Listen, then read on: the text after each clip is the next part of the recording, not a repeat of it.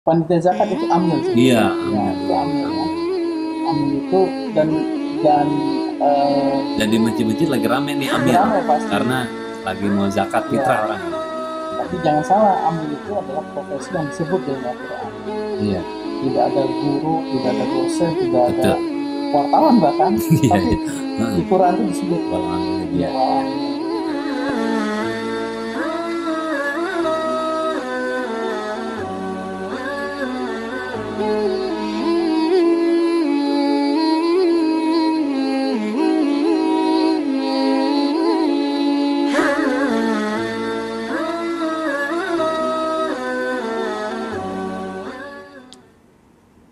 Assalamualaikum warahmatullahi wabarakatuh. Viewers ngaco ngobrol ala Indoposko, program Indoposko Channel dimanapun berada.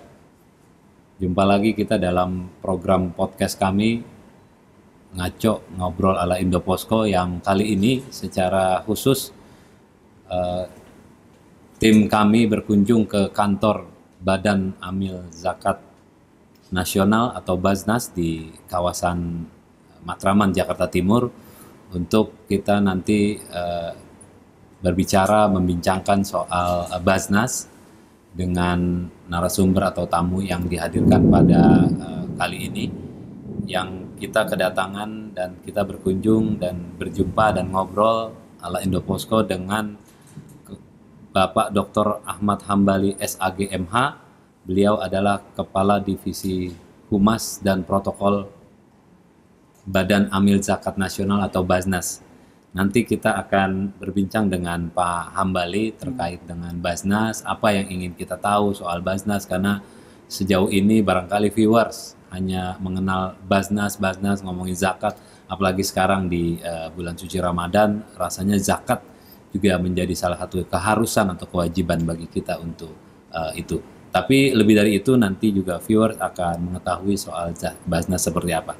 Untuk itu kita sapa dulu. Assalamualaikum warahmatullahi wabarakatuh, Pak Hambali. ya. Waalaikumsalam warahmatullahi wabarakatuh. Sehat Pak Hambali ya? Alhamdulillah. Terima kasih nih kita Ya. sudah diundang main, diundang silaturahim, hadir ke kantor Baznas nih ya. Sama-sama. Ini kayaknya kantornya baru ya? Baru Baru ya? dari Januari 2020. Januari 2020, berarti sebelum pandemi Sebelum COVID. pandemi. Jadi kita baru gunakan 3 bulan Maret pandemi. Jadi langsung WFH. Oh iya.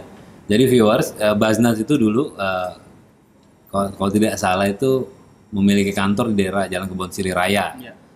Kemudian juga mungkin ada juga di beberapa. Nah, kali ini kantor Baznas itu ada di Jalan Matraman Raya ya, posisinya di kawasan Jakarta Timur. Ini baru berdiri kemarin Januari secara operasional 2021 ya. 2020. 20. Kemudian pandemi Covid sehingga kegiatan karyawan atau yang bekerja di sini lebih banyak menghabiskan waktu di rumah. Ya. Pak Hambali, Ya.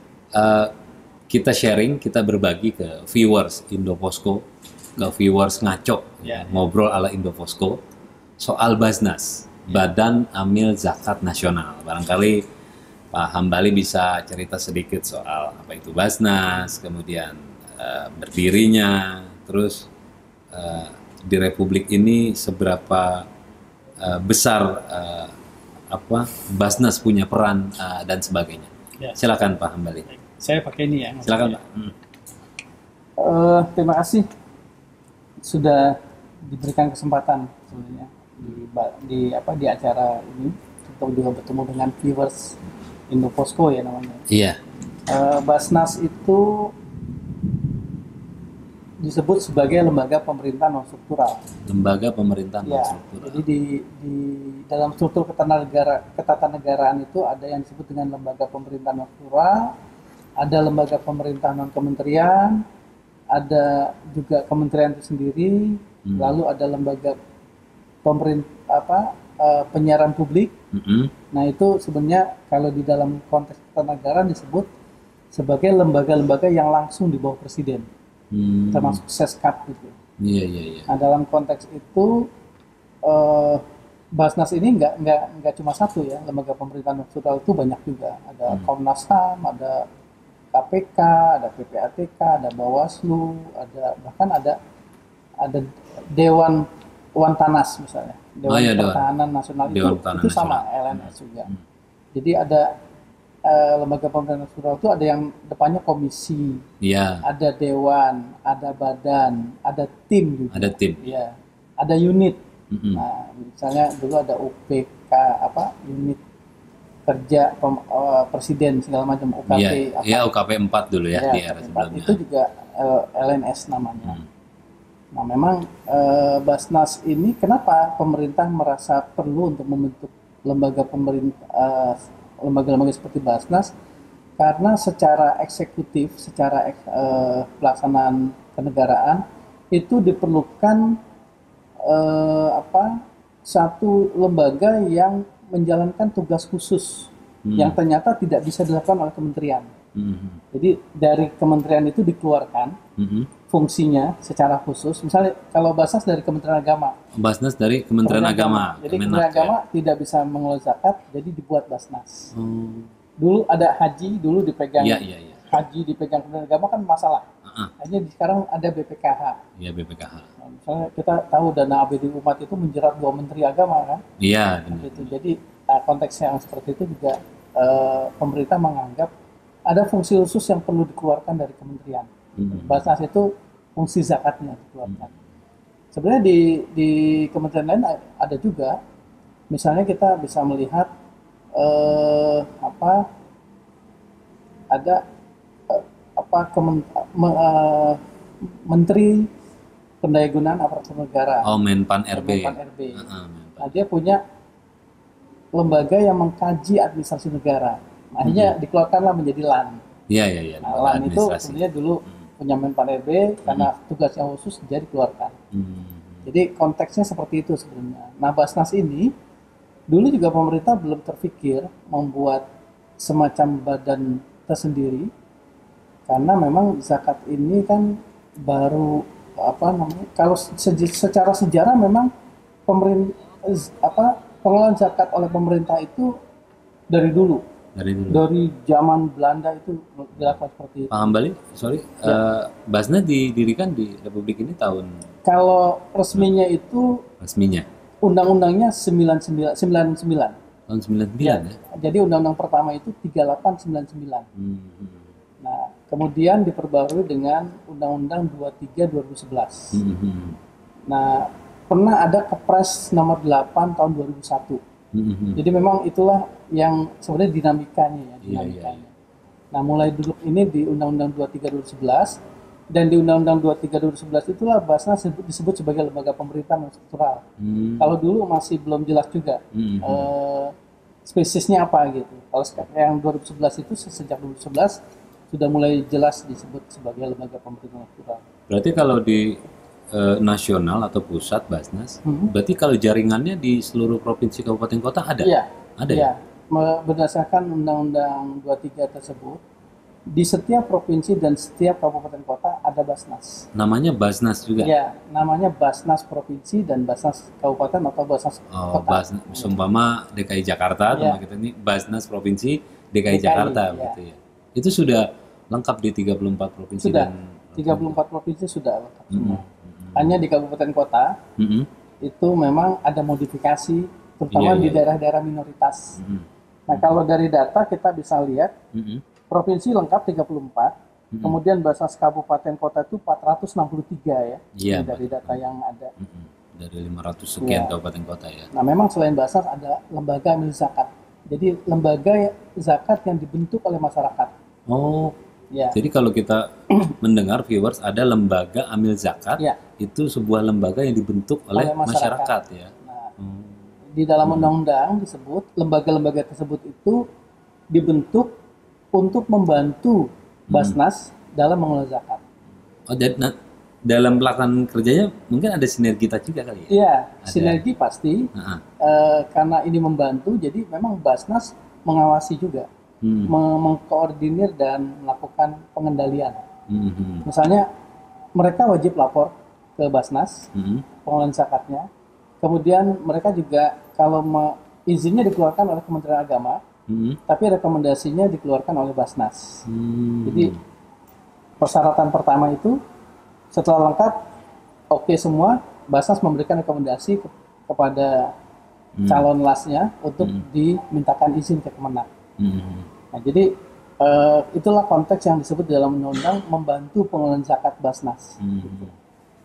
Pak Hambali, saya mau kita mau tanya soal ini kan Basnas, bahasa sederhananya ini kan menghimpun dana-dana zakat ya secara nasional gitu ya.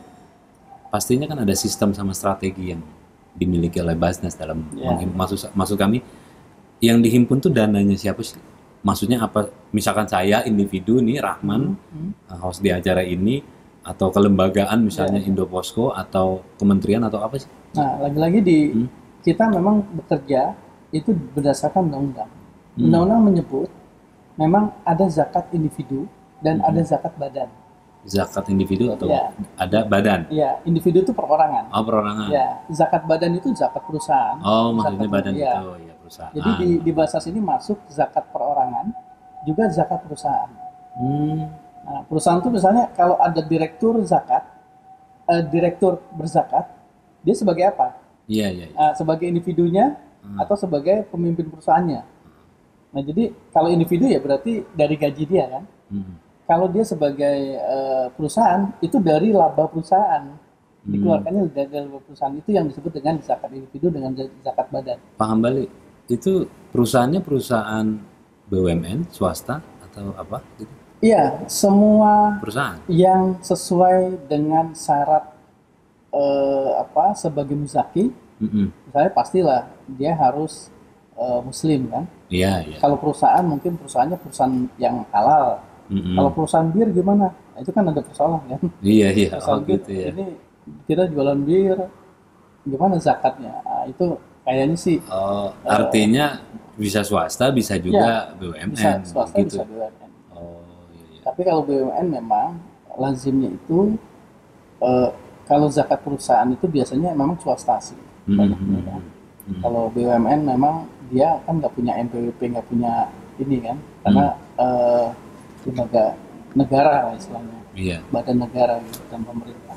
Nah, kalau di Ramadan, bulan puasa yang saat ini kita jalani nih, Pak Hambali, kan di pemberitaan banyak tuh kita saksikan individu atau badan yang berzakat, Basnas bukan dipanggil ya, bertemu dengan pemberi zakat itu, yang sering kita saksikan biasanya presiden gitu ya, presiden atau kepala pimpinan lembaga tinggi negara itu yang berzakat melalui Basnas.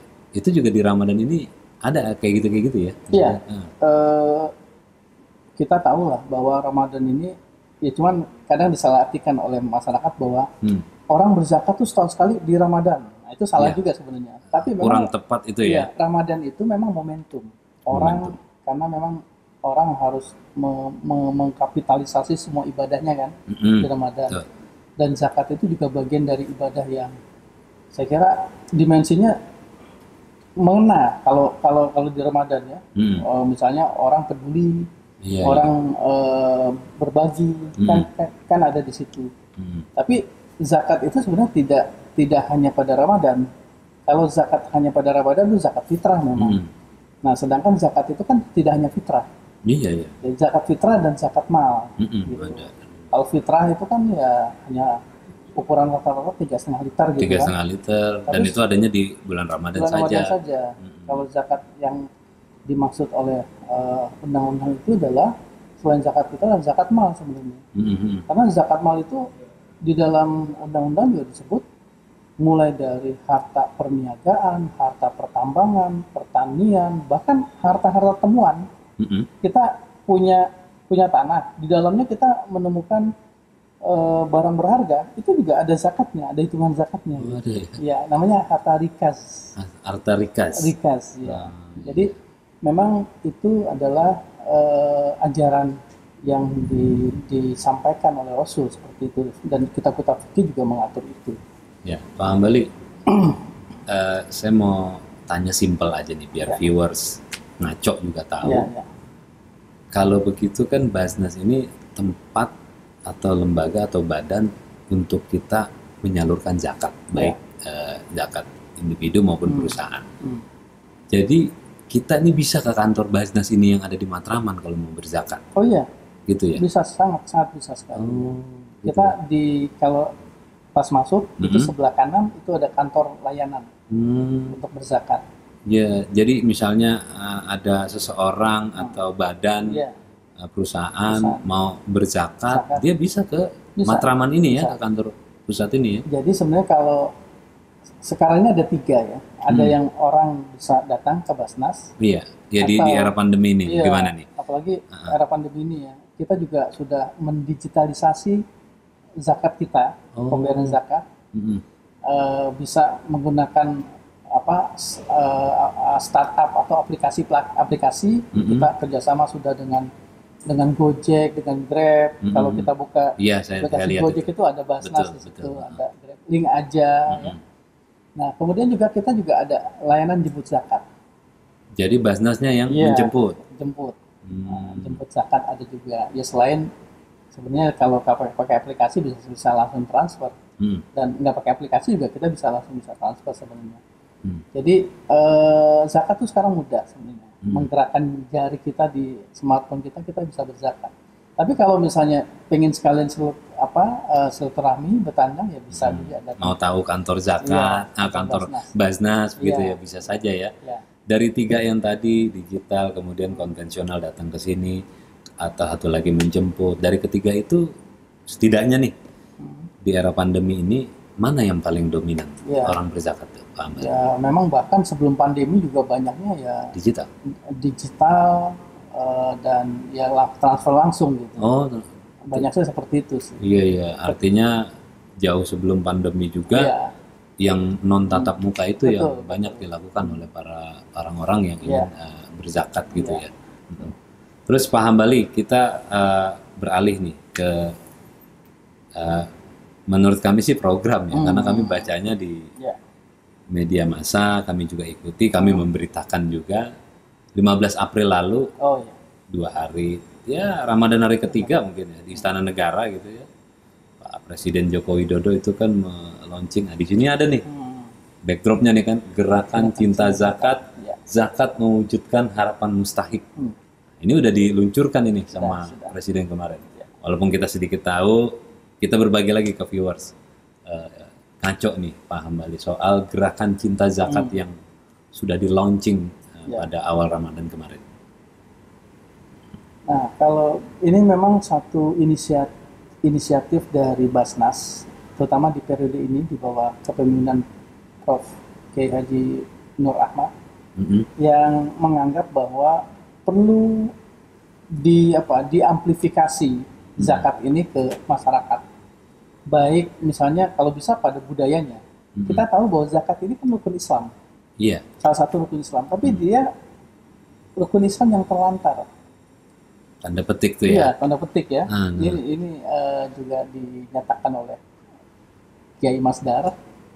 Kalau misalnya kita sholat, pasti kita sholat Masdar, Mas Farid Masudi. Iya. Kalau nggak salah dulu pernah di Basnas. Iya, memang sebelum periode ini beliau. Beliau ya. Salah satu pimpinan Basnas. Jadi kalau kita lihat sholat, orang pasti karena wajib sholat kan. Apalagi 5 waktu sehari. 5 waktu ya. Kalau syahadat kan juga untuk masuk Islam. Puasa ya juga kita melakukan itu. Nah, antara dua nih yang sering orang mendikotomikan, haji dan zakat. Kalau haji orang begitu pengen sekali berulang-ulang. Tapi zakat ini memang hambatannya banyak. Apalagi misalnya kita punya penghasilan, tiba-tiba itu rekeningnya udah masuk rekening istri, udah nggak bisa keluar gitu kan. Nah, makanya zakat itu memang dipotong di awal. Karena dia punya fungsi untuk membersihkan sebenarnya. Kita tahu lah, apalagi kalau kita pengusaha ya, itu pastilah ya kadang-kadang kita mau jujur, tapi orang lain belum tentu jujur gitu. Nah, akhirnya tapi kita dapat dana dari seperti itu. Nah, zakat itu paling tepat sebenarnya untuk mensucikan harta kita. Karena ya di dalam keyakinan kita, setiap harta kita kan ditanya tuh. Di akhirat tuh ditanya, ini dari mana. Nah, dengan zakat sepertinya insya Allah itu pertanyaan itu selesai. Karena kalau kita punya amal soleh yang banyak, ketika ke surga itu sering diceritakan di hikayat ya, kitab-kitab klasik, orang itu sebenarnya sudah siap masuk surga. Tapi karena dia kaya, nah itu akan dihisab dulu. Ini harta ini dari mana, terus Pertanyaannya kemana. dua Pak Ambali. Ya. Kalau harta itu dapat dari mana, terus Iya. Nah dikemanakan? itu jadi itu yang menjadi beban. Nah zakat itu sebenarnya mencoba untuk membersihkan apa yang menjadi subhat dari penghasilan kita. Dan dari situ beban-beban yang muncul itu dibersihkan oleh zakat kita sebenarnya. Jadi perlu seorang kepala negara, presiden yang Iya. melaunching itu Pak ya?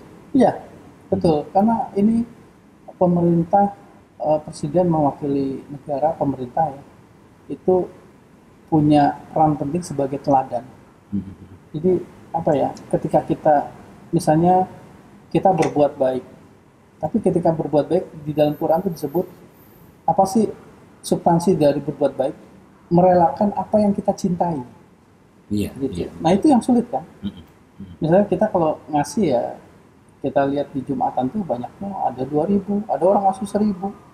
Istilahnya kok surga emang 2.000 gitu. Iya, iya. Atau memberi apapun semua pakaian kadang Iya. dipilih dulu Pak ya. Pilihnya yang jelek gitu kan. Iya, begitu ya. Nah jadi ketika misalnya ada simbol nomor 1 di Indonesia yang memberikan teladan, itu kan juga selain menjalankan konsumsi ya, itu juga akan mendorong masyarakat juga untuk bisa percaya, kemudian juga tergerak, paling tidak ya di jajaran pemerintahan juga di masyarakat itu penting. Karena memang zakat itu tidak bisa dilepaskan dari peran negara. Rasul kan sebagai pemimpin, sebagai kepala negara waktu itu, juga. beliau yang menggerakkan zakat. Begitu juga dengan sahabat-sahabat pengganti begitu. Bahkan seperti Umar bin Abdul Aziz itu dengan pedang yang nggak bayar zakat itu ditindak secara keras. Nah, dengan gerakan cinta zakat ini, presiden juga melaunching, sebenarnya juga tahun-tahun lalu juga iya, tapi kita ingin menyebarkan semangat dan substansi dari zakat ini, zakat yang tadi mewujudkan harapan mustahik. Sebenarnya kalau orang Indonesia itu sadar zakat, saya kira kemiskinan itu gampang sekali untuk kita tangani gitu. Karena kan yang menjadi salah satu persoalan adalah distribusi dari harta-harta kita dari orang yang punya kepada yang tidak punya. Nah di Quran itu konsep itu ada, disebut sebagai likaila yakunu dulatan bainal agniya minkum, agar harta itu jangan berputar-putar di antara orang kaya saja. Itu sebenarnya satu konsep juga di dalam Islam terhadap zakat infak sedekah ini. Itu. Nah gerakan cinta zakat ini juga ingin, saya kira ini tidak bisa setahun 2 tahun, tapi saya kira perlu terus didorong sehingga orang itu adil memperlakukan zakat sebagai betul-betul rukun Islam gitu. Jangan dianaktirikan gitu. Kita kalau khotib Jumat segala macam atau dengar ceramah pasti banyak soal sholat, haji, apa segala, tapi soal zakat sedikit pasti. Nah, karena memang berat, ini zakat ini berat. Maksudnya rukun Islam itu ada 5 dan 5-5-nya itu harus jangan ada nomor 1 nomor 2 gitu ya. Itu kan hanya urutan saja, teman pelaksanaannya itu harus selaras dan bareng-bareng semua begitu ya. Saya setuju tuh. Lalu kalau ini tagline ya Pak Ambali, zakat mewujudkan harapan mustahik ya. Ya, ini salah satu sub dari gerakan zakat itu yang memang mengapa kita harus membuat satu gelombang dari kecintaan kita terhadap zakat, karena ujungnya adalah sebenarnya ke mustahik itu.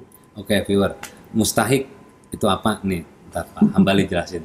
Mustahik, mustahiknya. Nah makanya zakat itu tidak bisa dilepaskan dari mustahik karena itu disebut sebagai syariat zakat. Nah, mustahik itulah orang-orang yang berhak menerima zakat. Ya. Berhak menerima zakat. Nah misalnya di situ tidak ada nabi. Nabi itu haram menerima zakat. Iya betul. Karena ya zakat itu kalau dilihat memang bisa juga diartikan sebagai kotoran. Makanya Rasul dan keluarganya tidak boleh menerima zakat. Zakat itu hanya diperuntukkan untuk 8 golongan. 8 golongan. Yang pertama ya sebutlah amil ya. Nah, saya nih amil sebenarnya. Amil tuh Amil itu Pengelola. pengelola ya. Panitia atau pengelola. Jadi kalau viewer misalnya dengar di masjid tuh ada apa panitia zakat itu amil sebenarnya. Iya, Ya, amil, itu iya, amil ya. amil. Amil itu dan Dan di masjid-masjid lagi rame nih lagi amil. rame pasti. Karena lagi mau zakat Iya. fitrah orang ya. Tapi jangan salah, amil itu adalah profesi yang disebut dalam Al-Quran. Iya. Tidak ada guru, tidak ada dosen, tidak Betul. ada wartawan bahkan. Iya, Tapi iya. Heeh. di Quran itu disebut. Wal amilin Iya, ya. wal amilnya, ya. Kemudian juga ada apa? Yang pertama tuh fakir dan miskin ya. Itu 2. Amil 3. Kemudian ada mu'alaf, orang yang di apa menundukkan dirinya untuk masuk dalam agama. Kemudian ada ghorim, orang yang berhutang. Ada yang juga rikob, orang yang kalau dulu namanya budak. Budak ya. Orang-orang yang sebenarnya terkekang kemerdekaannya. Kemudian juga ada fisabilillah, orang yang berjuang di dalam agama Allah dan jalan-jalan kebaikan. Lalu ada yang ibnu sabil. Itulah sebenarnya orang-orang yang berhak menerima zakat. Nah, jadi kalau misalnya di luar itu tidak boleh diberi zakat karena tidak memenuhi syarat syariatnya. Lebih banyak dari 8 asnaf atau golongan Iya. itu dalam penyalurannya Basnatnya lebih banyak ke ini kali ya, yang fakir sama Iya, miskin tadi ya. pasti itu. Nah, fuqara wal masakin itu ya. Itu tidak kurang dari rata-rata itu 50 sampai hampir 80%, Hampir 50-60% lah. Itu rata-rata ke sana ya. Karena memang itu problem kemiskinan kan problem kita saat ini. Oke, Pak Ambali cerita sedikit dong. Nih kayaknya adik sekolah ini ada terus nih gambarnya. Iya, iya. Di apa? Kalau saya sih menyebutnya di banner-banner zakat, Benar-benar. tapi ada juga ya gambar-gambar lain. Nah, apa nih makna adik kita ini nih? Nah, Dia sekolah, tapi bawahnya ada juga foto dia tuh. ya. Ya kan? Ada foto dia tuh. Dia sambil salam begini lagi tuh. Ya. Memang simbol yang disampaikan itu memang kita buat sebagai pesan gerakan cipta zakat itu. Nah, ini sebenarnya foto yang muncul dari penyaluran zakat itu kan 2. Ada pendistribusian, ada pendayagunaan. Pendistribusian itu kalau sederhananya kita bilang memberi ikan kepada orang. Ketika Iya. orang lapar, kita kasih makan, Kita kasih makan. kenyang. Itu pendistribusian, Pendistribusian. Tapi ada pendayagunaan. pendayagunaan. Nah, pendayagunaan itu memberi pancingnya. Iya, iya. Nah, sehingga orang itu bisa Kail, beranjak dari miskin jadi keluar dari kemiskinan. Karena tujuan zakat itu di dalam pasal 3 adalah pengentasan kemiskinan menuju kemakmuran dan kesejahteraan gitu. Jadi zakat yang mengapa harus lembaga, mengapa harus Basnas? Karena Basnas harus memastikan zakat itu nyampe kepada tujuannya, mengentaskan kemiskinan. Kalau zakat hanya diartikan memberi mengenyangkan orang segala macam, itu bukan tujuan yang dalam undang-undang. Jadi ketika dia kenyang, maka kalau bisa dia harus berubah dari mustahik menjadi muzaki. Nah, jadi dan itu sudah banyak bahasa Dari orang yang tadinya menerima berubah menjadi tadi tangan di bawah jadi tangan di atas. Sekarang yang memberi. Di atas. Nah, misal di Tangerang itu juga terjadi itu. Dia tadinya mustahik, lalu kita kasih pendistribusian juga pendayagunaan, lama-lama dia berinfak. Mungkin kalau zakatnya belum nisab, tapi dia mulai berinfak. Nah, saya infak Pak. Nah, dari pendayagunaan itu mulailah ekonominya terbantu. Nah, foto yang di sini ini mencerminkan kerja pendayagunaan Basnas di dalam sektor pendidikan. Iya. Nah, jadi kalau sekolah ya. Ya, memang gambarnya ini adik kita ya, memang agak eye catching juga. Iya. Tapi ini menjelaskan bahwa zakat itu kalau dibayarkan ke lembaga yang benar dan didaya gunakan, itu bisa mengentaskan orang dari misalnya ketidakmampuan pendidikan. Iya.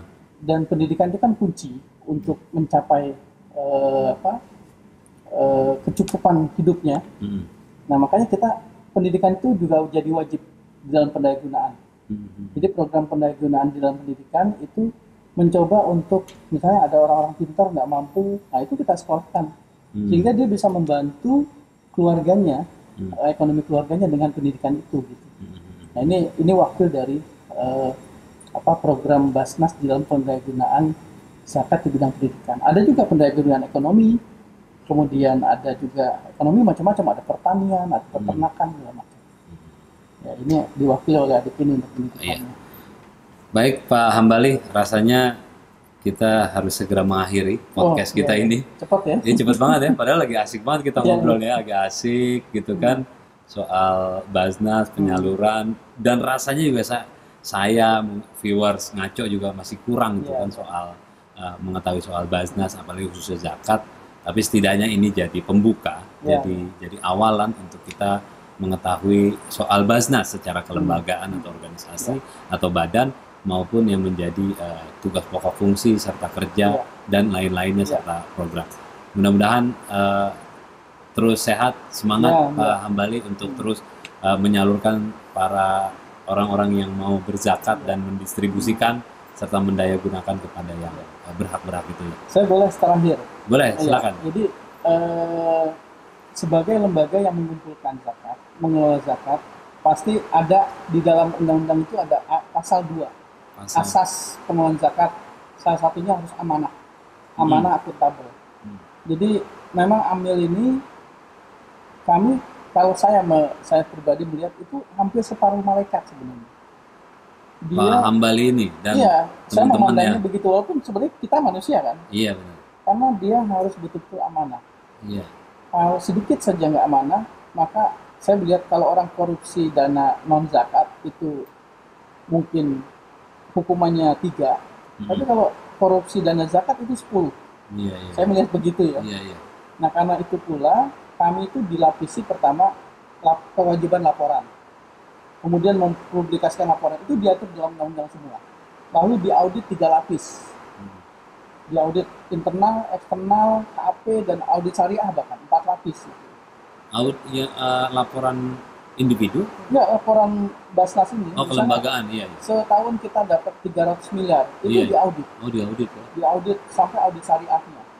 Karena kan ada sanksi pidana. Iya. Jadi saya ingin menegaskan bahwa akuntabilitas itu memang betul-betul dijaga. Sampai kita di dalam poin-poin yang lain itu harus ISO, layanan ISO, kemudian termasuk risk manajemennya juga diperhatikan sekali ini. Jadi itu bagian dari, sebenarnya kami tidak mengharap kepada manusia, kami mengharap kepada Allah ya. Tapi itu kan perlu juga masyarakat tahu bahwa kami mengelola secara amanah zakat kita. Karena ini amanah betul-betul. Bukan uang Basnas, tapi uang umat. Iya benar. Gitu. Itu intinya. Iya, mudah-mudahan Pak Hambali dan teman-teman di Basnas semuanya amanah untuk bisa menyalurkan kepada yang berhak soal di zakat ini. Terima kasih. Viewer ngaco program dari Indoposko Channel dimanapun berada. Demikianlah perbincangan kita dengan Pak Dr. Ahmad Hambali SAG MH. Beliau adalah Kepala Divisi Humas dan Protokoler Badan Amil Zakat Nasional atau Basnas. Di lain kesempatan nanti kita bisa berjumpa lagi ya Pak di forum on air atau off air lainnya ya. Terima kasih ya Pak Hambali.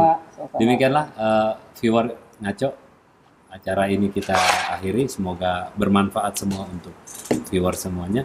Kami akhiri. Assalamualaikum warahmatullahi wabarakatuh. Waalaikumsalam warahmatullahi wabarakatuh.